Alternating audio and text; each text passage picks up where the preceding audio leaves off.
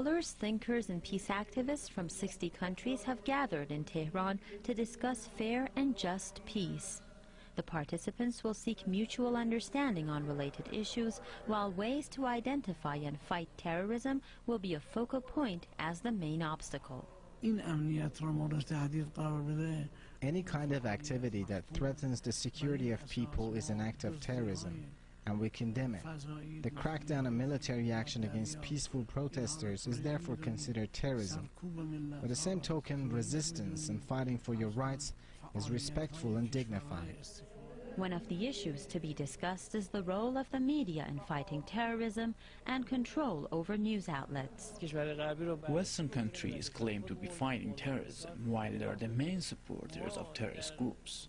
Take the MKO, for example.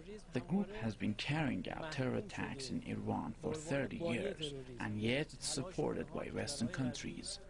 Panelists also argued that the U.S. has been exploiting the September 11 incident to serve its interests. The new great game that we are seeing in the greater Middle East is basically reshaping of the Middle East. They're not just reshaping the politics, they're also changing the geography of the Muslim lands. There should be a very even application of U.S. policy across the board. So human rights means human rights for everybody, not certain people have human rights and other people don't have any rights.